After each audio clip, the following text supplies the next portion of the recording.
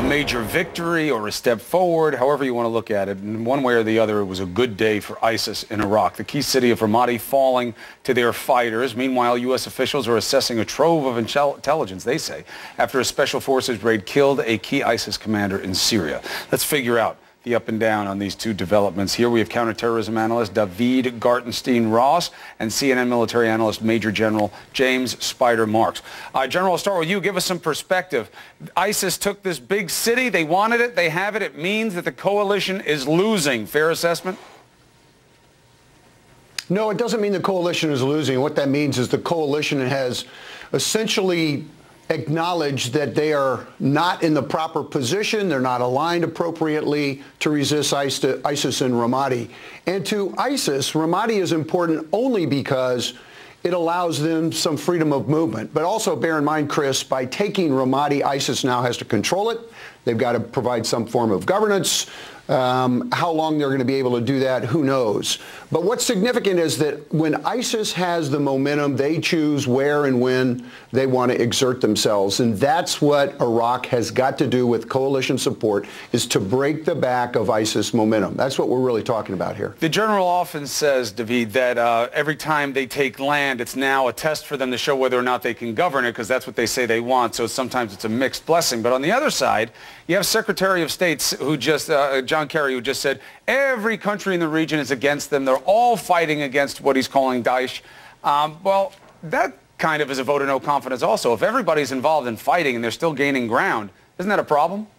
It absolutely is. And the fall of Ramadi, let there be no mistake about it, it's a major setback for coalition forces. I agree with the general that it doesn't mean that the coalition is actually losing. If you look at what ISIS's trajectory, it's on a downward spiral right now, although one where it is still extraordinarily dangerous. But this is a big setback, not just because they captured new territory, but also because Ramadi was the birthplace of what was called the Sahwa, or Awakening movement, in 2006. This was the Sunni tribal movement that helped to push back ISIS's predecessor, al-Qaeda, in Iraq. And a lot of countries are still looking to Sunni tribal engagement as a major factor, a major tool that they'd like to use to push back ISIS. If so, we should watch for the kind of slaughters that are occurring on the ground right now, because it's really dangerous. It's going to have tremendous strategic implications. So staying with you, what was going on in Syria at the same time that this was happening in Iraq was that the U.S. Intelligence forces, special ops, say that they took down a big target. Are they right? Is it a big target? And this trove of intelligence, do you buy into it?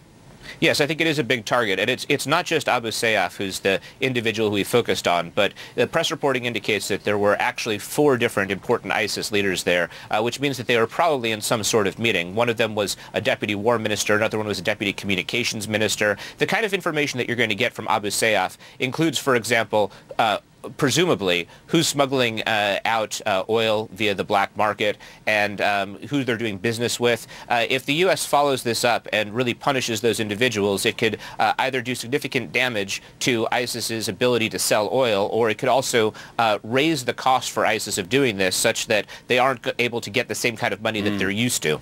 Follow the money, and often you wind up getting where you want to be. Also, General, play on the irony that it will be a woman, the wife here, you know, that ISIS is so intent on degrading and kind of demeaning their position, but the wife may wind up being the key to the intel. Tell us about that.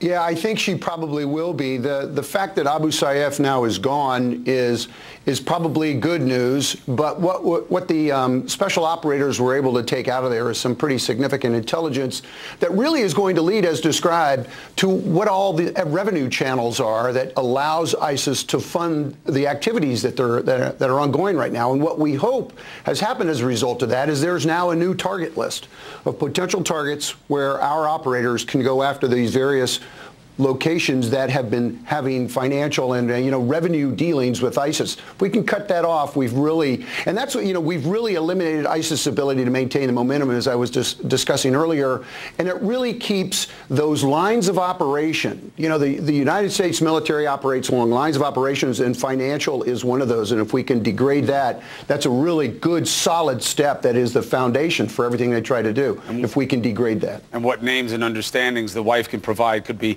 instrumental there as well. I know that that's why the Intel community is excited about this. Let me ask you something else about Intel that's in the news right now, David. You got the Patriot Act expiring in relevant parts. You have this new one coming up, the hot button issues, Section 215, which of course deals with surveillance that captures American communications. Are you worried about the pendulum swinging too far the other way in favor of restricting privacy and the ability to gather intelligence, or you think you'll be okay anyway? I think it's a very hard set of issues. There certainly is intelligence value to capturing mass communications. There also are tremendous privacy implications. This is something that I think we as a country haven't yet worked out. Where do you strike the balance? I think it's not easy to do, and the pendulum is going to swing in one direction and another before we work out what security and privacy and the increased pervasiveness of technology into every aspect of our lives, thus being a very intimate thing, means in the 21st century. So, General, how do you sell it to the American people? Because we keep hearing from the military and the intelligence communities, the threat is worse now. It's harder online. We need more tools, not less tools. How do you sell it to the American people who do not want Big Brother to dominate American life? Oh, that truly is the challenge. Our security is paramount. I mean, that's why we structured a government to begin with. That's why our founders said, look, we've got to protect these rights that we have. We've got to be able to sustain our ability to provide for the freedoms that we can enjoy. But the issue really is there will be more tools, Chris, as you described. There will never be fewer tools. And it's a matter of maintaining this ungoverned common is what we call the Internet. How do you know, there are essentially no rules that exist in there. There are rules that exist in every other common in space, sea, ground, but not in the Internet.